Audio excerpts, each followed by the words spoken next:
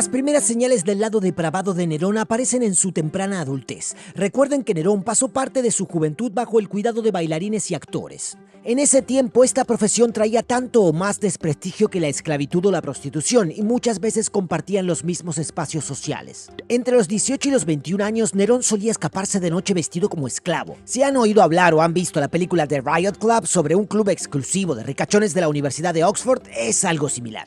Nerón y sus compañeros hijos de aristócratas se iban a tabernas y burdeles a divertirse y causar destrozos. Le gustaba mucho una zona cerca del Puente Milvio, conocida por ser uno de los barrios más degenerados. Nerón y sus compinches también asaltaban tiendas y casas, saqueando y dividiendo los botines en el palacio. Hostigaban y agredían a la gente que pasaba en la calle y golpeaban a cualquiera que se atreviera a resistirse. Una vez Nerón se burló de la esposa de un senador. El senador defendió su honor y le dio tal golpe a Nerón que terminó con un ojo morado y tuvo que quedarse en casa varios días. Pero después el hombre reconoció a Nerón y, torturado por la vergüenza y el miedo, se suicidó. Puede que Nerón se diera cuenta de que este pasatiempo imprudente no encajaba con su posición y que podría tener repercusiones fatales. Así que decidió dar rienda suelta a su comportamiento indecente en los juegos públicos, que para un observador moderno serían espectáculos bárbaros. Incitaba la violencia cuando estallaban peleas y a veces lanzaba comida, bebidas, piedras y otros objetos hacia la multitud. En una ocasión incluso hirió gravemente a un comandante con un golpe en la cabeza.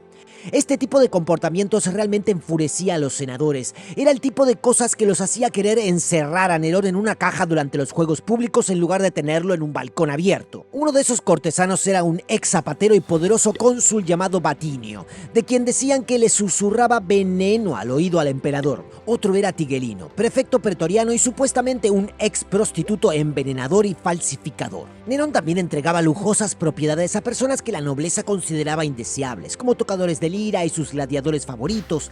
Ex esclavos, eunucos, artistas y prostitutas formaban su círculo cercano. Construyó numerosos burdeles y tabernas que disfrutaba visitar. Tenía prostitutas y bailarinas sirviendo en sus banquetes y, como ya mencioné, incluso pensaba en hacer campaña con un ejército de concubinas armadas con hachas. Podríamos darle a Nerón el beneficio de la duda y decir que todas estas posiciones y privilegios se otorgaron por mérito. Es poco probable, claro. Pero podríamos también decir que rodearse de artistas y hedonistas afines era su forma de oponerse a lo que él veía como actitudes anticuadas, casi paternas, que necesitaban ser cambiadas. Bastará con decir que todos estos tipos de personas eran considerados moralmente reprobables en esa época y Nerón alineó a las clases altas con la compañía que mantenía. Es hora de discutir el tabú más inviolable y la participación de Nerón en él: el incesto con su madre. Entonces, ¿cuál es la evidencia? Voy a ir directo al grano y evitarles un análisis exhaustivo y aburrido. Todas las fuentes antiguas afirman que Nerón y su madre se comportaban de manera demasiado íntima, en algún momento entre el 58 y 59. Hablamos de besos apasionados y al menos un avance sexual de alguno de ellos. Algunas fuentes van más allá y dicen que Nerón y su madre, Agripina, tenían un romance sexual, pero esas fuentes generalmente se consideran poco fiables. Tácito, generalmente nuestra mejor fuente sobre Nerón, afirma que Agripina se le ofreció sexualmente a Nerón, pero nunca dice que se haya consumado la relación. Una fuente importante posterior duda de que algo inapropiado haya ocurrido y se pregunta si solo fue un rumor. La fuente contemporánea que Tácito luego usó para sus escritos decía esto: en pleno día, cuando Nerón estaba ebrio y feliz, Agripina a veces se le ofrecía. Sus besos y el afecto que tenían el uno por el otro alarmaban tanto a los consejeros de Nerón que Séneca decidió intervenir inmediatamente. Invitó a una de las concubinas favoritas de Nerón, Acte, para calmar su lujuria y le advirtió sobre las repercusiones políticas si empezaba un romance con su madre. Al parecer, después de esto, Nerón se distanció de Agripina y nunca volvió a visitarla en privado.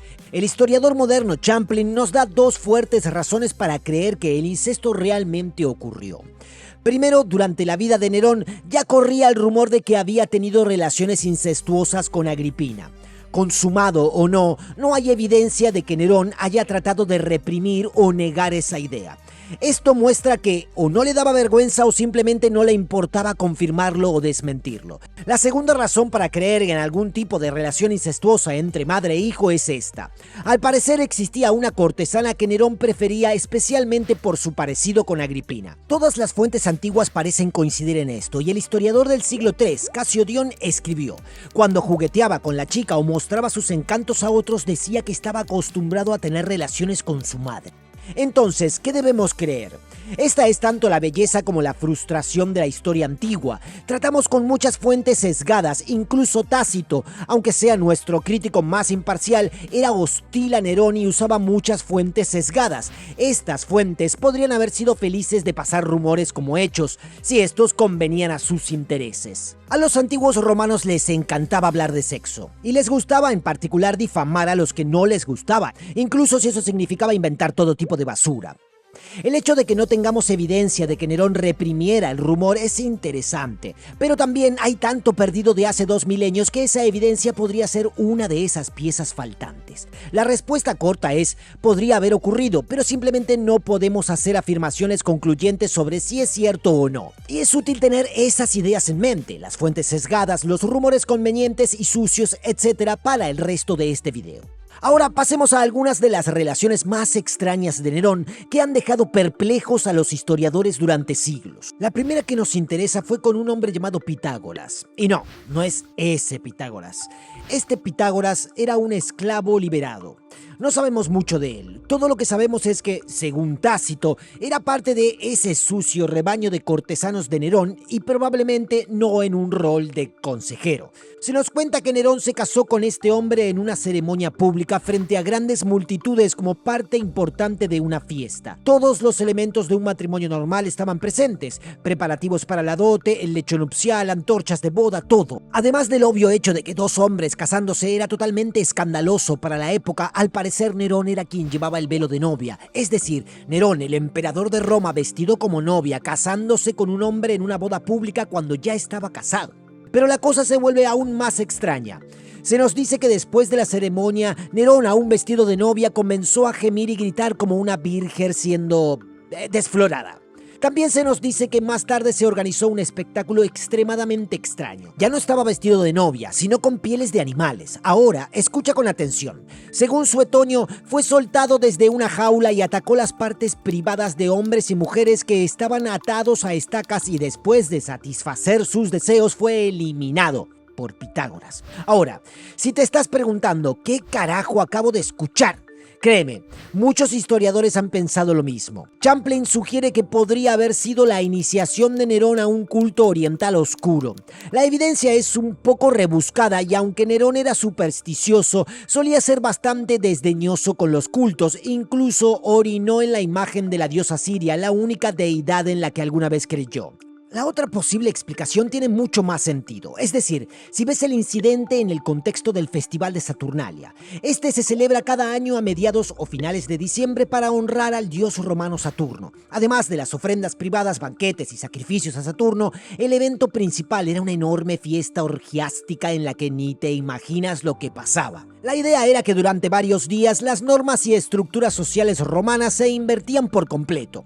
Los amos servían a sus esclavos, el juego de apuestas era permitido, las vírgenes eran desfloradas frente a sus padres, las nobles eran montadas públicamente por sus sirvientes. Todo el asunto esencialmente empujaba los límites del comportamiento aceptable en Roma. Esta misma inversión de roles se puede ver en toda la ceremonia del matrimonio de Nerón con Pitágoras. Casarse con un hombre en lugar de una mujer, Nerón haciendo de novia en lugar de esposo, Nerón actuando como un animal depravado. ¿Y qué hay del acto de sexo oral con hombres y mujeres atados a estacas? En tiempos romanos, la persona que recibía placer sexual estaba en una posición de poder en comparación con quien lo daba. Aquí tenemos al hombre más poderoso de Roma rebajándose al dar placer sexual y de la manera más inaceptable a otros hombres. Al mismo tiempo se comportaba como un animal, profanando sus genitales. Champlain nos dice que esta parte de la ceremonia era una parodia de una forma de castigo capital llamada damnatio ad bestias, donde los criminales atados eran expuestos, a menudo desnudos, a bestias salvajes que los destrozaban en arenas ante grandes multitudes. Las bestias luego eran a veces sacrificadas por gladiadores u otros para entretenimiento público. Por lo tanto, esto significa por qué Nerón fue eliminado por Pitágoras después de que las víctimas atadas fueran sexualmente mutiladas por Nerón, la bestia. Otra vez tenemos otra inversión de roles. Pitágoras, el esclavo liberado, mata a su amo, Nerón, excepto que aquí Nerón es la bestia y Pitágoras el amo. No tenemos mucha evidencia adicional sobre Pitágoras, además del hecho de que él y Nerón aparecían en público juntos. Algunas fuentes hostiles se refieren a Pitágoras como el esposo de Nerón y a Nerón como la esposa de Pitágoras. ¿Qué podemos hacer de todo esto? Nuevamente, no podemos llegar a conclusiones, pero les dejo estos puntos como alimento para el pensamiento. 1. No olviden las fuentes sesgadas. El matrimonio podría haber estado confinado al loco festival de Saturnalia. Solo porque se veía a Nerón con Pitágoras después no significa que realmente se consideraran una pareja casada. Bien podría haber sido una broma, luego pasada como un hecho por los observadores. 2. Nerón se veía a sí mismo como un artista. El mundo era su escenario y un acto podía durar toda la vida. 3. Incluso Nerón sabía que tener múltiples cónyuges era vergonzoso para los estándares romanos, y es difícil creer que se hubiera permitido ser públicamente rebajado como una esposa dada la implicación social de que un hombre actuara como una mujer. Y me refiero a actuar como mujer fuera de un contexto artístico. Nerón se travestía en sus obras todo el tiempo. Aparecer como mujer en el escenario y aparecer como mujer en público eran dos cosas completamente diferentes. A continuación, en la lista de asuntos escandalosos de Nerón está el que tuvo con el famoso eunuco, Esporo. A diferencia de Pitágoras, debería tratarse quizás con un poco más de seriedad. Después de la muerte de Popea Sabina en el año 65 después de Cristo, Nerón estaba devastado, aunque probablemente él mismo había sido el causante de su muerte. Cuando escuchó que había una mujer que se le parecía, la mandó a traer y la mantuvo a su lado, pero claramente ella no fue suficiente para él. En circunstancias que desconocemos, Nerón puso sus ojos en un joven romano que para él era la viva imagen de su esposa fallecida. Se dice que llevó al joven a su palacio y lo hizo castrar. Desde entonces hizo todo lo posible por convertirlo en una mujer. Gastó generosamente en todo tipo de profesionales, presumiblemente sastres, joyeros y maquilladores, entre otros, y hasta los recompensó con grandes honores estatales. Se cuenta que Nerón se casó con Esporo con todos los rituales de la época, incluyendo una dote. A menudo aparecían juntos en público, a veces viajando en una litera, y se dice que se besaban con ternura. A Esporo se le llamaba Dana, emperatriz o señora, y Nerón lo presentaba como su esposa. Entonces, ¿qué significa esto? Pues bien, es difícil compararlo con cualquier otra cosa porque es algo tan aislado y completamente fuera de lo común, incluso para los estándares de la antigua Roma. Matar a tu esposa y en tu duelo hacer de un niño castrado una mujer no es precisamente algo que se vea en los libros de historia. Casarse con mujeres prepúberes en Roma era casi aceptable, aunque la consumación antes de la adolescencia avanzada se consideraba inapropiada. Ahora, casarse con un niño, incluso si estaba castrado y convertido en mujer, era una causa seria de preocupación. Nunca podremos saber exactamente lo que pasaba por la mente de Nerón, pero los antiguos creían que su relación con Esporo era un ejemplo de su depravación sexual. Los historiadores han tendido a verlo de esta manera. Aunque la relación de Nerón con Esporo no era abominablemente depravada, según los estándares romanos, ya que la homosexualidad solo era mal vista si se era el receptor pasivo, todo el asunto claramente indica algún tipo de dominio sexual, especialmente si consideramos la castración. Pero entonces, ¿por qué casarse con Esporo? ¿Por qué no simplemente castrarlo y tenerlo en privado? Ay, Dios, cómo desmonetizar un video. Pero entiendes mi punto, ¿verdad? ¿Por qué no mantenerlo en privado? La historia sigue desconcertando a los historiadores. Más recientemente, Champlin sugiere que el dolor y la vergüenza genuina por la muerte de su esposa y su hijo no nacido lo llevaron por este camino. Sugiere que su relación tuvo menos que ver con alterar roles de género o mostrar dominio sexual, y más con un hombre afligido intentando reemplazar a su esposa fallecida. No es que esto fuera algo normal, por supuesto, esto habría requerido una inestabilidad mental seria. Independientemente de lo que haya ocurrido en la intimidad, era algo reprobable. Secuestrar a un niño, emascularlo brutalmente y utilizarlo para llenar una necesidad personal, ya fuera sexual, psicológica o ambas, era algo retorcido incluso para los estándares de la época. Curiosamente, Champlin también sugiere que sería muy improbable que Nerón no tratara todo esto como una especie de broma. La boda pública, con todas las convenciones normales, el compromiso, cuando claramente se trataba de dos hombres y Nerón ya estaba casado. Incluso el nombre de Esporo podría interpretarse como un intento de humor. Esporo significa semilla en latín. La idea de nombrar a un niño castrado semilla o semen podría ser un ejemplo del humor oscuro de Nerón. Finalmente, el matrimonio con Esporo pudo haber tenido un toque de Saturnalia, una inversión o suspensión de normas para fines festivos, aunque parece que su relación fue un poco más seria que la de Nerón con Pitágoras. Esporo permaneció junto a Nerón hasta su muerte 18 meses después.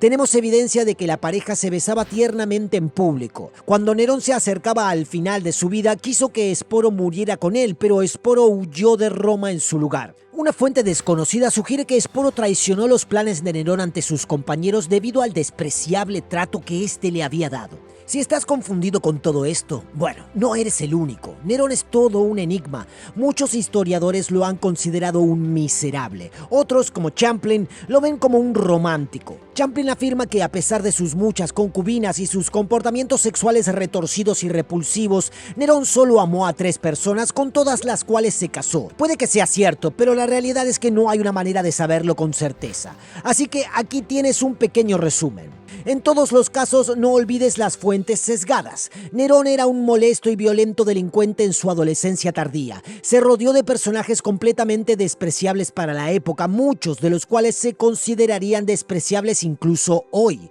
Puede que se sintiera o no atraído sexualmente hacia su madre y puede que ella le hiciera propuestas o no. Nerón organizó fiestas extremadamente depravadas que probablemente eran sus intentos de causar shock. Se convirtió en la novia de un antiguo esclavo, muy posiblemente durante el festival de Saturnalia, y asumió el papel de una bestia hipersexual y salvaje. Finalmente, Nerón forzó el matrimonio y castración de un niño que se parecía a su difunta esposa, Popea. Eso, coincidirás, no es el mejor historial. Añade a esto acusaciones horribles de haber violado a su hermanastro británico antes de matarlo y de haber obligado al amante de su madre muerta, Palas, a hacerle una felación, y obtienes una imagen muy perturbadora de un hombre sexualmente desviado, violento, con una psique profundamente perturbada. Dicho esto, es fácil entender por qué a Nerón se le ha etiquetado como un loco. Imagínate escuchar todo lo anterior sin ninguna explicación o contexto. Creo que hemos visto cómo en cada caso la realidad es un poco más compleja y la narrativa es muy sesgada. Aunque tampoco podemos afirmar que Nerón estuvo completamente cuerdo, es importante considerar los motivos racionales. Ahora, damas y caballeros, los invito al gran final. Tómense un descanso, pónganse cómodos, hagan lo que necesiten hacer, pero probablemente no querrán perderse lo que viene. Los eventos que, solo por su apariencia, hacen que Nerón parezca uno de los hombres más malvados que haya existido. I am one with the gods, immortal. I am Nero, the artist, who creates with fire, that the dreams of my life may come true. No estamos tratando de rehabilitar a Nerón. Era un hombre vanidoso, autocomplaciente y caprichoso, que no poseía ni la sabiduría ni la moderación para ser un buen gobernante. Sin embargo, hay pruebas contundentes de que Nerón ha sido injustamente vilipendiado y como resultado deshumanizado. Es importante tener en cuenta 3 cosas. 1. No debemos tomar todas las fuentes al pie de la letra. 2. Debemos resistir la tentación de calificar cualquier acción que consideremos malvada como irracional o prueba de una ausencia de compasión, en otras palabras, psicopática. 3. Debemos enfocarnos en lo que era práctica común o aceptable en la época de Nerón. Solo así podremos juzgarlo verdaderamente según los estándares de su tiempo y no según los de hoy. Volvamos una vez más a su infancia. Ya hemos visto a Nerón creciendo con la aterradora perspectiva de convertirse en gobernante y bajo el control dominante y sofocante de su madre. Súmale a esto las personalidades violentas y despiadadas de sus antepasados y la tradición romana de emular a los antecesores. Nuevamente tenemos el terreno para una mente inestable. Y puede que Nerón no haya recibido mucha gratificación en su juventud. Es muy posible que ni siquiera haya querido gobernar en primer lugar. Gracias a las maniobras de su madre, a los 13 años fue adoptado como heredero de Claudio, obligado a casarse con su hermana adoptiva, Claudia Octavia, a quien claramente no amaba, y sus pasiones por las artes y los deportes fueron reprimidas. Bajo esta luz, la muerte de su madre debe haber sido una liberación psicológica total. Puedes ver cómo todo podría haber evolucionado desde ahí. Sus deseos y pasiones se permitieron sin restricciones y una actitud despreocupada hacia la vida se convirtió en una completa abdicación de responsabilidad, acompañada de un temperamento errático y paranoico y un preocupante desprecio por la vida humana. Para entender la magnitud de la tiranía de Nerón, es importante repasar algunas de las acusaciones que se le imputaron, los eventos de su vida que lo llevaron a ser etiquetado como un tirano. Solo entonces podemos comenzar a intentar comprender a Nerón. Así que echemos un vistazo más de cerca a algunos de sus actos más infames y reprobables. Acusación número 1. El asesinato de su hermanastro británico a principios del año 55 DC. Las fuentes antiguas nos dan los eventos que llevaron a su asesinato. Durante la fiesta de Saturnalia de ese año, Británico y Nerón estaban jugando un juego con un grupo de amigos. En el juego, Nerón era el elegido para dar órdenes a los demás jugadores. Por ridículas o daninas que fueran, los demás debían obedecer. Algo así como verdad o consecuencia sin la verdad. Nerón eligió a Británico para que cantara una canción esperando en secreto, según nos cuentan, que Británico hiciera el ridículo. Sin embargo, la actuación de Británico fue aceptable. Esto por sí solo habría sido suficiente para activar el artista petulante que Nerón llevaba dentro. Pero además, Británico cantó un poema sobre su desgracia, sobre cómo había sido apartado por su propio padre, Claudio, en favor de Nerón. Se dice que Nerón se sintió completamente humillado y Británico ganó la simpatía del grupo. Se nos dice que este fue el punto de inflexión, después del cual Nerón comenzó a planear el asesinato de su hermanastro. Esta fue la causa a corto plazo. La causa a largo plazo fue Agripina. Ella había sido apartada por Nerón y su círculo íntimo y en represalia juró defender el legítimo derecho de Británico al trono, después de todos sus esfuerzos por asegurarlo para Nerón. Por lo tanto, matar a Británico también significaba privar a Agripina de una de sus cartas más valiosas. Británico fue envenenado varios meses después de su fatídica actuación. Tácito nos dice que a Británico se le dio una bebida caliente que había sido probada por un catador. Británico la encontró demasiado caliente. Cuando pidió que se la enfriaran, se le añadió veneno en el agua fría. Al parecer el efecto fue inmediato, perdiendo tanto la voz como el aliento. Mientras el pánico se apoderaba de la sala, Nerón dijo a los presentes que su hermano adoptivo estaba teniendo un ataque epiléptico y que había sufrido de epilepsia desde niño. Británico murió en agonía y su funeral se celebró al día siguiente. Regresando a cómo esto refleja en Nerón, deberíamos hacernos algunas preguntas. ¿La culpa es solo de Nerón? No olvidemos la influencia que Séneca y Burro tuvieron en los primeros años del gobierno de Nerón. Es muy posible que apoyaran el asesinato si significaba luchar contra el fuego con fuego y socavar las amenazas de Agripina hacia Nerón. Tal vez compartían la visión de Tácito, que era esta. Dada que la monarquía no podía compartirse y los dos príncipes eran rivales, era inevitable que uno de ellos tuviera que irse. Dado que ya habían elegido un lado y eran consejeros de Nerón, no de Británico, podrían haber necesitado seguir adelante con su lealtad.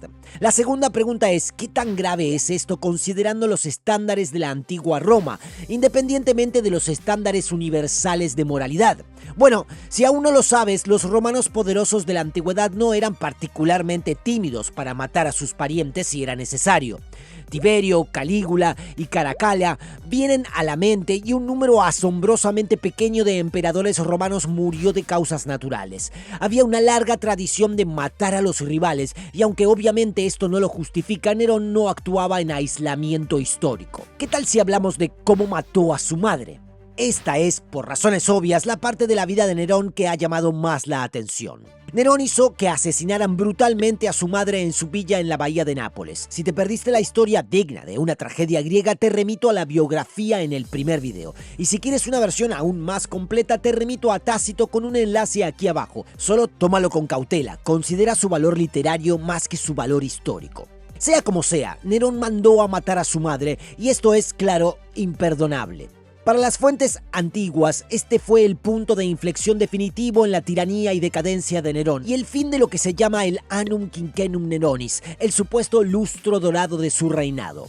Aunque puede que no haya sido un punto de inflexión político, sí fue sin duda un cambio psicológico para el joven emperador. Primero, veamos los antecedentes. Ya exploramos el control sofocante de Agripina sobre Nerón, sus maquinaciones y los intentos de manipular su vida privada.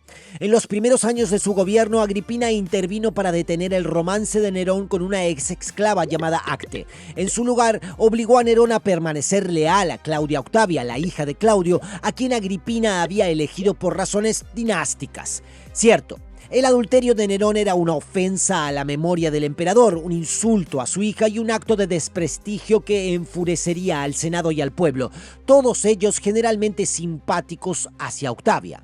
Sin embargo, hay evidencia de que Acte era más que una simple concubina para Nerón. Se dice que Nerón estaba dispuesto a casarse con ella y hasta sobornó a varios excónsules para que dieran fe de su noble linaje. También se dice que Acte estuvo con Nerón en sus últimos días y ayudó a enterrar sus cenizas. Así que vale la pena preguntarse cuánto influyó el matrimonio arreglado por Agripina y su resistencia a este romance en el joven. Agripina volvió a intervenir varios años después, oponiéndose a Popea Sabina. Para Nerón esto fue ya demasiado. Estaba completamente fascinado con Popea y a diferencia de su esposa actual Octavia, Popea ya había probado su fertilidad en su primer matrimonio y podría darle a Nerón un heredero. Tácito nos cuenta que Popea Sabina intentó convencer a Nerón de asesinar a su madre, aunque deberíamos tomarlo con pinzas. Con todo esto, se nos da la impresión de un hijo único, sumiso y dominado por su madre, entregándose gradualmente a la tensión que esto causaba frente a su poder casi divino. No podía disfrutar de sus pasiones románticas o artísticas sin su interferencia, sin embargo, se suponía que era el hombre más poderoso de Roma. Así que tenemos a un joven vanidoso, inseguro y con un poder sin límites y un sentido exagerado de su valor personal que ya había salido impune de matar a su hermanastro. Un muchacho ansiando independencia y una adultez sin restricciones, una bomba de tiempo lista para explotar. Ahora que hemos explorado esta progresión, la pregunta nuevamente es, ¿estaba aprobado su asesinato? Nerón ciertamente no era el único que estaba cansado de Agripina. Años antes de su muerte se le había acusado de sabotear la reclamación al trono de Nerón casándose con un primo, Rubelio Plaucio, descendiente del emperador Tiberio, con el fin de hacerlo emperador. Burrus en ese momento había accedido a regañadientes a que la ejecutaran, pero quería un juicio adecuado y una condena. El juicio se llevó a cabo y Agripina terminó ganándolo. Séneca también detestaba a Agripina y se decía que los dos se despreciaban mutuamente. Además, estaba en general toda la clase senatorial que no veía con buenos ojos a una mujer ambiciosa y astuta usando a su hijo como títere. Probablemente no habrían considerado a Nerón como apto para gobernar, pero mientras estuviera en manos capaces de Séneca y Burrus, el imperio podía estar seguro. Lo que no es seguro es si Burrus y Séneca realmente aprobaron la muerte de Agripina en el 59 después de Cristo. Sabemos que Burrus, que era el jefe de la guardia pretoriana, se negó a usar a sus hombres porque no podía concebir que los pretorianos mataran a cualquier descendiente del gran general germánico, el padre de Agripina. Pero luego no sabemos con certeza si aprobó su asesinato por otros medios. Su negativa, después de todo, obligó a un Nerón decidido a buscar a uno de sus asistentes, un ex esclavo llamado Aniceto.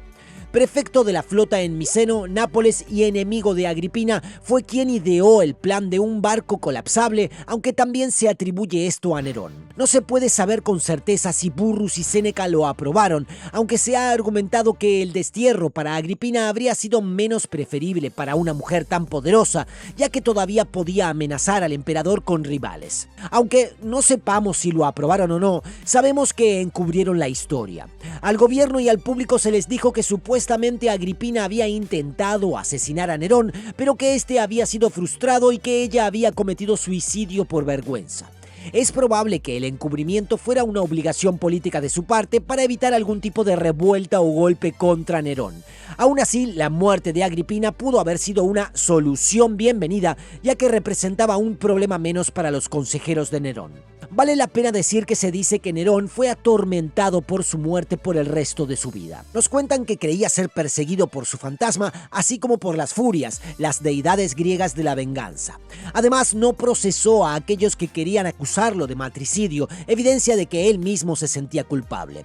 Por último, el historiador Edward Champlin sugiere que Nerón pudo haber canalizado su dolor a través de sus actuaciones. Nerón favorecía a personajes griegos trágicos como Orestes, un personaje que fue obligado a matar a su madre, Clitemnestra, por haber asesinado a su padre, Agamenón.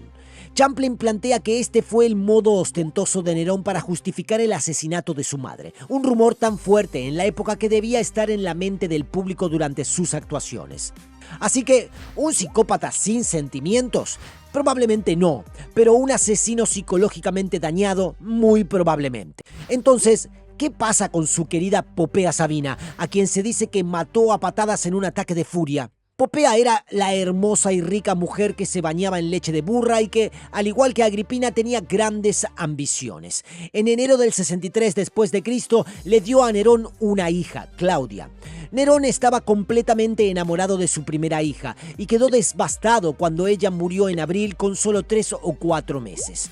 En algún momento del 65 después de Cristo nos cuentan que Nerón volvió a casa tras un día de carreras de carros. Lo que pudo haber sido una simple discusión doméstica, una esposa incómoda molestando a su esposo cansado, terminó en tragedia. Nerón pateó a Popea en el abdomen con el talón, matando accidentalmente tanto a su esposa como a su hijo no nacido. Esta es la historia que nos transmiten las fuentes antiguas. No hay razón para que no haya sucedido, aunque algunos historiadores han puesto en duda la narrativa tradicional. Para ellos la historia suena demasiado malvada para ser cierta, como si hubiera sido una difamación de sus contemporáneos para deshumanizar a Nerón, como un tirano capaz de uxoricidio e infanticidio. Además, Nerón estaba desesperado por tener un heredero. ¿Por qué mataría a su esposa e hijo? Por estas razones, algunos estudiosos sugieren que Popea y su hijo podrían haber muerto en el parto. Sin embargo, esto es asumiendo que Nerón era psicológicamente estable. Después de todo, no solo había desterrado a la pobre Claudia Octavia con falsas acusaciones de adulterio, también la mandó a asesinar brutalmente después de que el pueblo de Roma comenzara a protestar por su exilio. Esto fue excesivo, por decirlo menos. La sanción estándar que uno podría esperar para una esposa que había caído en desgracia del emperador era el destierro. Esto es un testimonio de lo oscuro que podía llegar a ser Nerón, probablemente uno de los asesinatos más despreciables de su reinado y por lo tanto motivo para creer que bien pudo haber pateado a la embarazada Popea matándola accidentalmente. Muy pocos historiadores, incluido Tácito, creían que Nerón mató a Popea intencionalmente. Entonces, abusador y golpeador posiblemente, psicópata insensible improbable. Que Nerón estaba completamente devastado por el incidente es indiscutible. Buscar una doble femenina en la forma de una prostituta no fue suficiente para reemplazarla. Tuvo que castrar al pobre Sporo, convertirlo en mujer y casarse con él para de alguna manera aliviar su dolor. El luto por Popea fue considerable, por decirlo menos. Se le dio un funeral de estado. Cuando murió fue embalsamada con especias y hierbas como una noble egipcia y luego fue colocada en el mausoleo de Augusto. Nos cuentan que Nerón quemó la producción de incienso de Arabia de un año entero. No solo eso, fue deificada. Se construyó un templo especialmente para la diva Popea Augusta y un templo existente fue dedicado a Sabina Venus. Durante el resto del gobierno de Nerón apareció en monedas y en todo tipo de inscripciones, y cada vez que interpretaba a un personaje femenino trágico en sus presentaciones usaba una máscara que representaba su rostro. Se cree que su dolor probablemente nunca lo abandonó. Así que esto, una vez más, nos deja una imagen confusa. Es posible que Nerón pateara a su esposa y la matara. Si lo hizo, esto encaja con la imagen general de un bruto desequilibrado que no podía controlar sus impulsos violentos. También es posible que las fuentes antiguas estuvieran equivocadas y que la pareja simplemente muriera en un aborto. El duelo teatral de Nerón podía haber sido el resultado de cualquiera de las dos situaciones. Las siguientes acusaciones, echarle la culpa a los cristianos por el incendio de Roma, quemarlos vivos en estacas y cruces, usarlos como antorchas humanas para iluminar sus fiestas, cubrirlos con pieles de animales y soltarles perros para que los destrozaran y desmembraran. Sí, esto está bien documentado, es bastante consistente en las fuentes y es muy probable que haya ocurrido. Esto es lo que convirtió a Nerón en un anticristo para los escritores cristianos posteriores. Nerón necesitaba un grupo al que culpar por el incendio y eligió a los cristianos. ¿Pero por qué a los cristianos? La respuesta corta es: parecían un chivo expiatorio obvio. A muchos romanos no les agradaban. Para empezar, había un problema de integración. Muchos primeros cristianos se negaban a servir en el ejército romano y a asumir responsabilidades cívicas. Los cristianos más fervientes se dedicaban al proselitismo constante. Iban por ahí diciéndoles a los romanos que eran paganos por adorar a varios dioses y no al único Dios verdadero. Predicaban sobre un apocalipsis de fuego que precedería el día del juicio, donde todos los romanos arderían, pero ellos serían salvados por Cristo. Como es de esperarse, ganaron la reputación de odiar a la humanidad y no eran particularmente populares por ello. Tácito llamó a la fe cristiana una superstición perniciosa que brotó no solo en Judea, cuna de la enfermedad, sino también en la propia capital, donde todas las cosas horribles o vergonzosas del mundo se reúnen y se vuelven moda. Suetonio, un poco más diplomático, reportó que el castigo por el gran incendio de Roma fue infligido a los cristianos, una clase de hombres dados a una nueva y dañina superstición. Con todo esto, los historiadores han sugerido que el incendio podría haber sido provocado por los cristianos.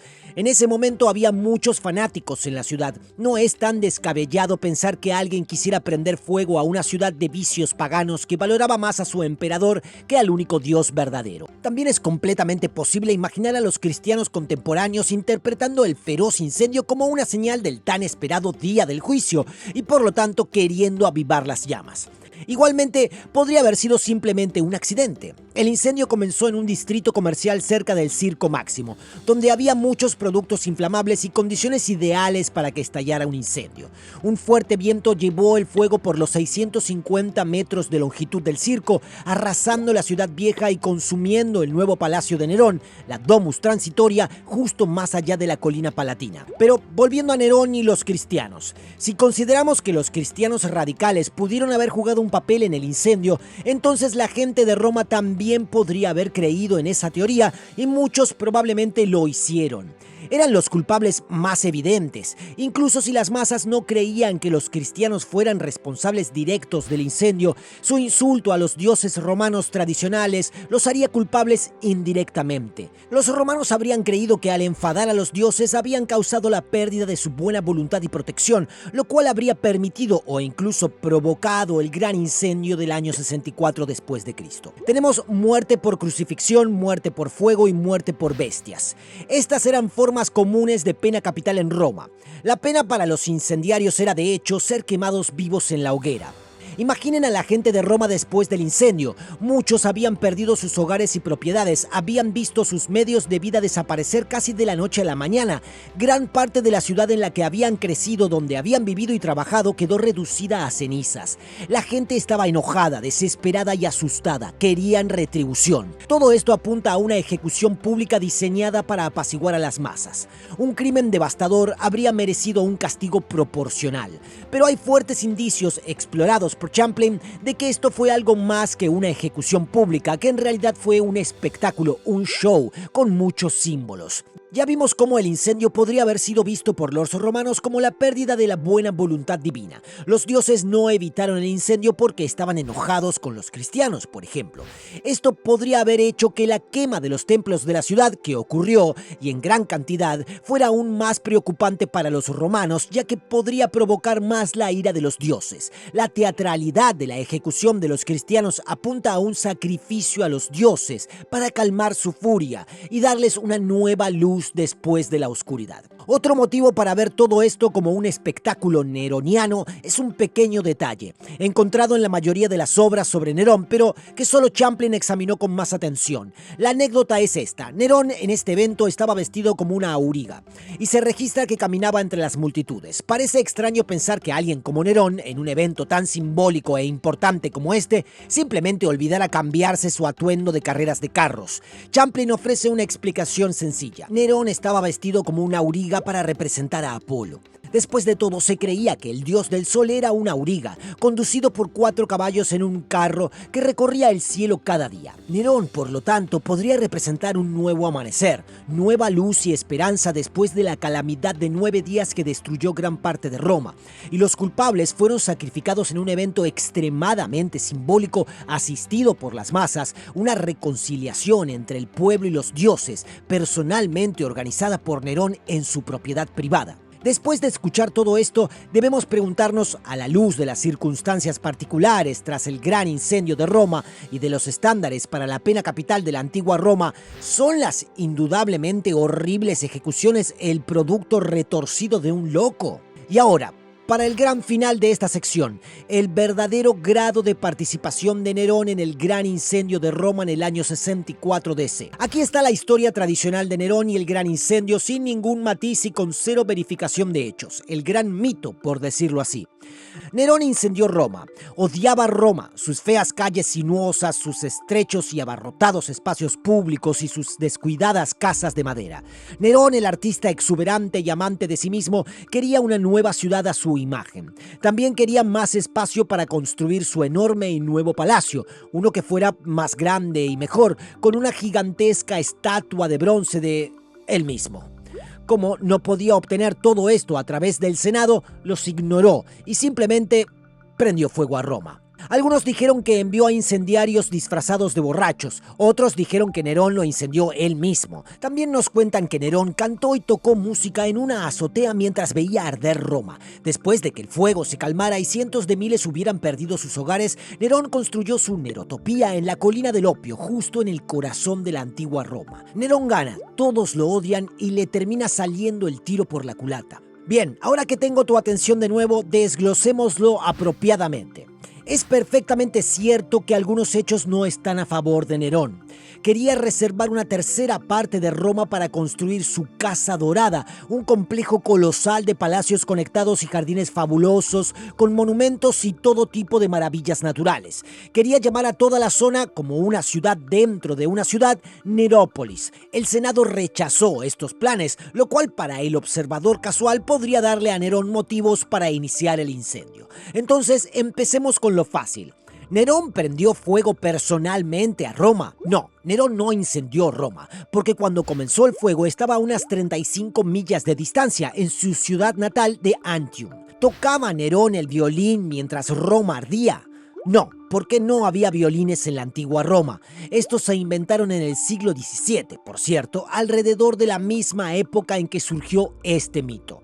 ¿Y alguna otra forma de tocar? Pues tal vez el hombre tenía mucho en mente. Sin embargo, la idea de que Nerón tocara música mientras Roma ardía proviene de las fuentes antiguas. Suetonio y Casiodio informan basándose en rumores que cantaba en un tejado, entonando una canción que recordaba el incendio de Troya. Entonces, ¿pasó realmente? Es muy poco probable. Ambos relatos hostiles se basan en rumores sesgados. Además, sus relatos sobre su vestimenta e incluso su ubicación difieren. Tácito, siempre nuestra fuente más confiable, dice que es un mito y que el mito, según su entendimiento, era que Nerón tocaba en privado mientras la ciudad ardía. Claro que suena a algo que Nerón podría haber hecho, pero si lo hizo, es más probable que haya sido una especie de arrebato espontáneo en su jardín y no una presentación planeada. Es normal que los seres humanos vean belleza en grandes tragedias. Alguien que presenció el gran incendio de Chicago en 1871 lo llamó una gran belleza.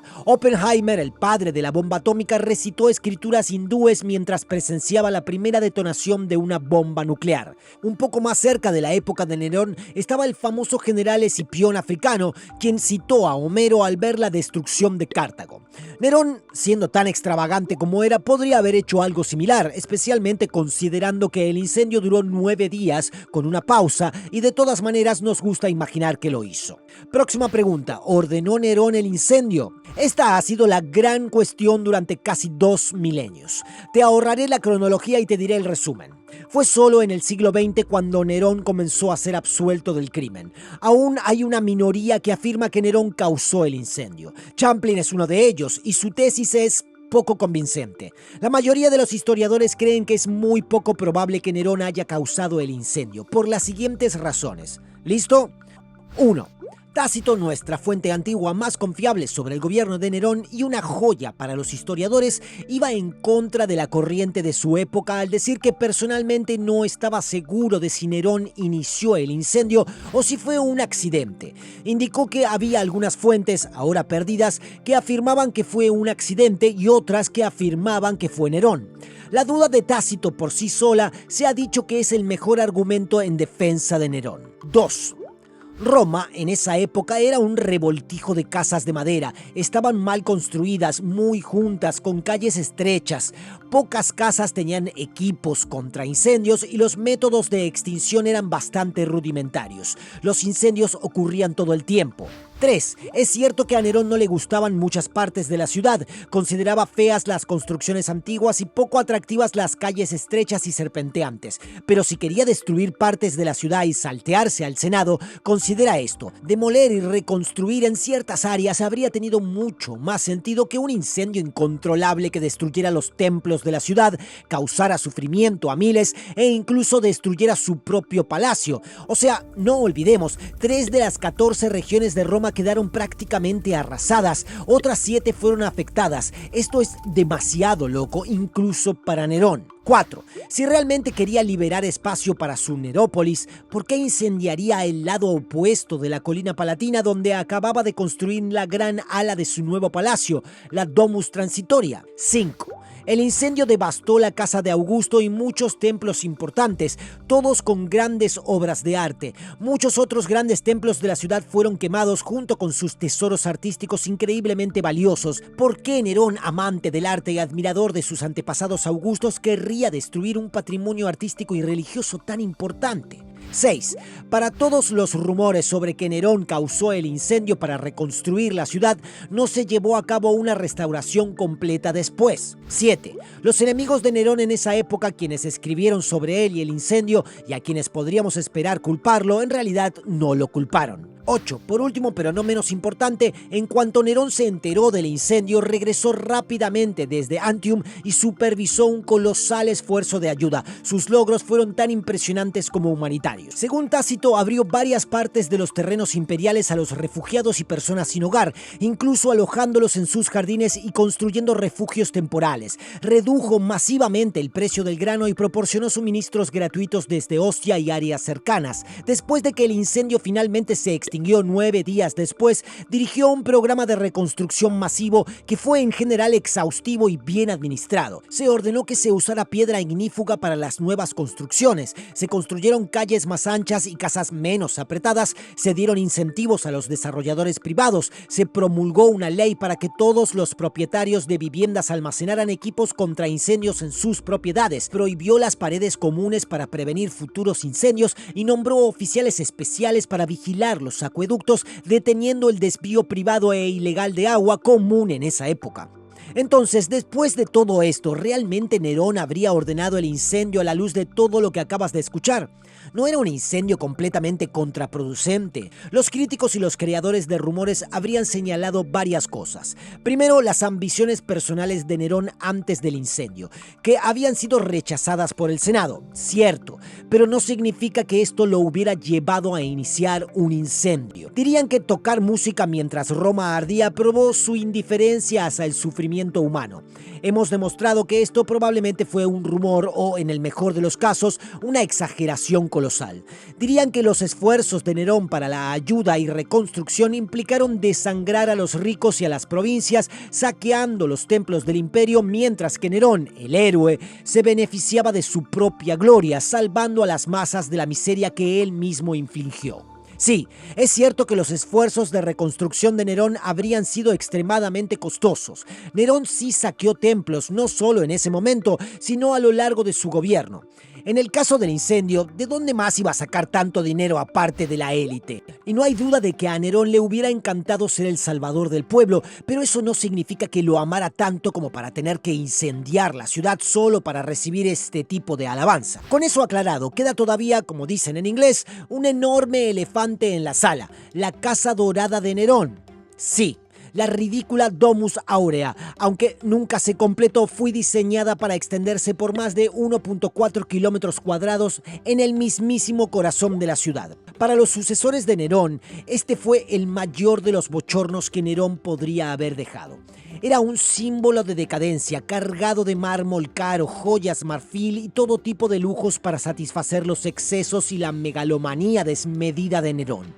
Estaba diseñada como un gran complejo paisajístico, principalmente en la colina Opio, en el corazón de la antigua ciudad. No era simplemente un palacio. Esto es lo que Suetonio dijo al respecto. La casa era tan grande que tenía una columnata triple de 1,5 kilómetros de largo. También había un lago, como un mar rodeado de edificios que representaban ciudades, además de terrenos con campos labrados, viñedos, pastos y bosques con gran cantidad de animales salvajes y domésticos. En el resto de la casa todo estaba recubierto de oro y adornado con joyas y nácar. Había comedores con techos artesonados de marfil, cuyas placas podían girar y hacer llover flores, y estaban equipados con tuberías para rociar perfumes sobre los invitados. El salón principal era circular y giraba constantemente día y noche como los cielos. Tenía baños abastecidos con agua de mar y agua de azufre. Cuando terminó el edificio con este estilo y lo dedicó, no se dignó a decir más que al fin empiezo a estar alojado como un ser humano. Ahora, no hay duda de que este fue un momento terriblemente inoportuno por parte de Nerón.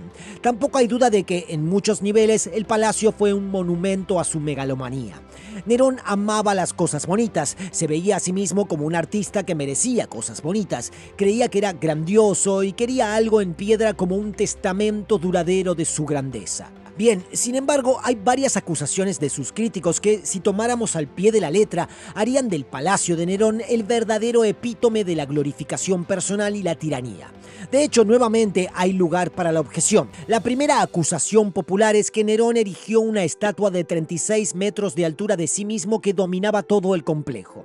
La versión común que ha pasado a través de los siglos es que sus sucesores modificaron la estatua para hacer que las facciones se parecieran menos a las de Nerón y más a las del dios del sol, Apolo. Sabemos con certeza que la estatua estaba destinada a ser una representación de Apolo. De eso no hay mucha duda. Pero la pregunta es, ¿se estaba Nerón representando a sí mismo como el dios del sol? No entraré en tantos detalles para esta parte, pero hay muy poca evidencia, aparte de una vaga fuente escrita después de la época de Nerón, que indique que Nerón la hizo diseñar a su imagen, es decir, con sus facciones. Esto está respaldado por Champlin y otros historiadores. No hay pruebas sólidas de que la estatua estuviera siquiera terminada en vida de Nerón. Las estatuas de este tamaño solían estar dedicadas únicamente a los dioses. Nerón era un megalómano, pero no se identificaba realmente con un dios, no se consideraba divino y no quería que los demás lo divinizaran. Sabemos esto porque rechazó con firmeza los honores divinos que le ofrecieron al principio de su reinado, así como 10 años después. Nerón usó la imagen del dios del sol en su propaganda imperial, pero esto ha sido visto ampliamente como algo ideológico y político, el sol siendo un símbolo eterno de vida, poder, gloria y fortaleza. Otra buena razón para creer que Nerón no se representaba a sí mismo en esa estatua fue el posible simbolismo de la Domus Aurea. El Palacio Dorado, con todos sus terrenos naturales, podría haber sido más que pura estética.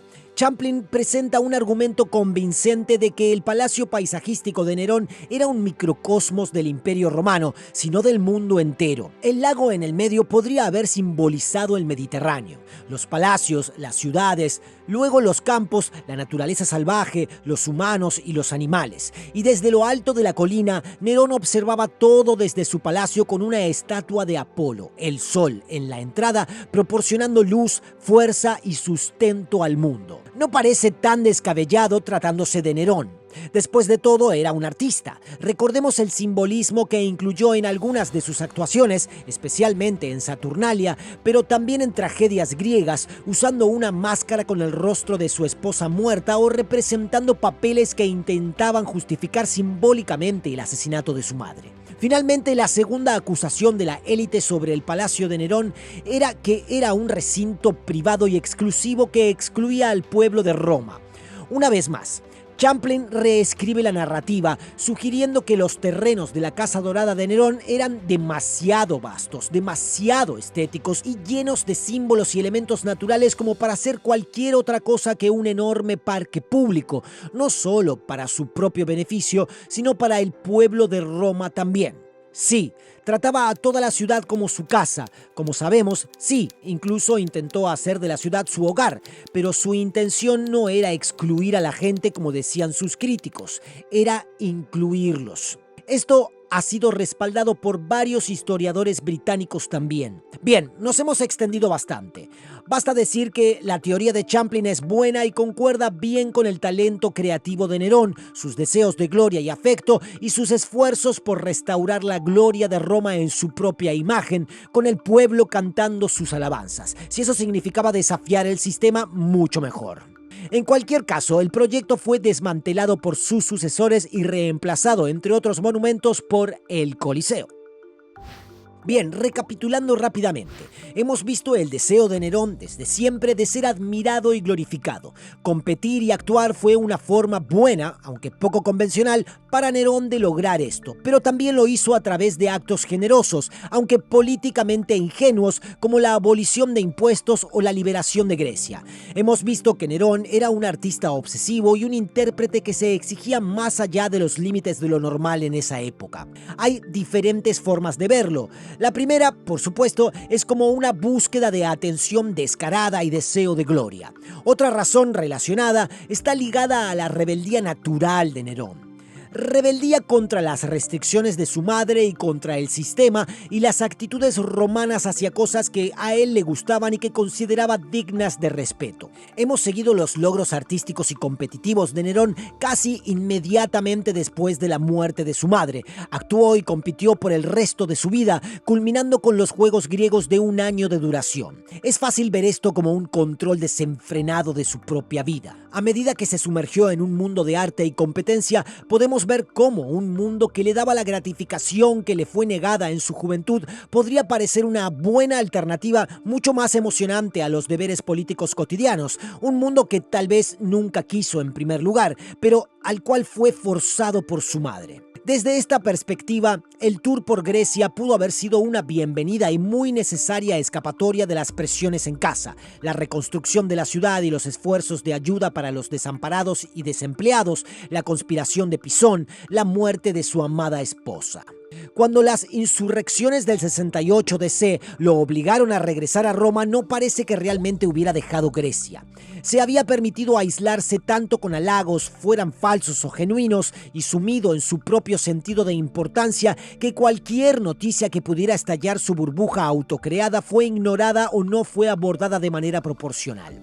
Tendría que esperar hasta que los legionarios marcharan hacia Roma para ver su mundo desmoronarse ante sus ojos. Varios historiadores afirman que Nerón podría haber seguido gobernando.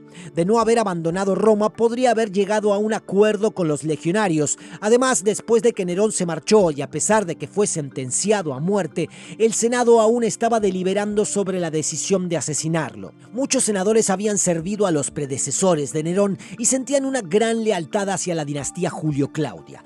Consideraron preservar la vida de Nerón y negociar una sucesión pacífica con un candidato adecuado de las rebeliones provinciales. El centurión presente en el momento del suicidio de Nerón realmente intentaba salvar su vida y regresarlo a Roma. Es casi como si Nerón tuviera que morir una muerte digna de una tragedia griega. No podía ser de otra manera. ¿Y qué hay del Nerón tirano depravado? El Nerón loco de las obras y películas. Hemos visto cómo los rumores y mitos cargados de prejuicio han llevado a grandes distorsiones de Nerón en la imaginación popular. Es probable que no ordenara el incendio de Roma y que la ejecución de cristianos estuviera normalizada, así como justificada desde el punto de vista religioso y político. La Domus Aurea fue en extremo mala en cuanto al tiempo y sin duda Nerón en su momento más excesivo, pero no fue suficiente motivo para incendiar Roma. Además, probablemente no fue diseñada para excluir al pueblo romano. Toda la evidencia de su gobierno apunta a su afecto y devoción por el pueblo de Roma, aunque fuera por motivos de autogratificación. En cuanto a los asesinatos de sus familiares, hemos visto cómo algunos de estos fueron a veces políticamente convenientes, siguiendo un precedente y no extraordinarios para los estándares romanos. El asesinato de su primera esposa, Claudia Octavia, es una excepción debido a su brutalidad innecesaria, así como el de su segunda esposa, si es que en realidad fue responsable de ello. No hay duda de que Nerón tenía un lado cruel, y esto fue más evidente en su trato abusivo y pervertido hacia las mujeres o parejas románticas y sexuales. Su relación no convencional y retorcida con su madre podría haber sido la fuente de gran parte de esto. Dicho esto, Nerón no tiene que ser visto como un loco.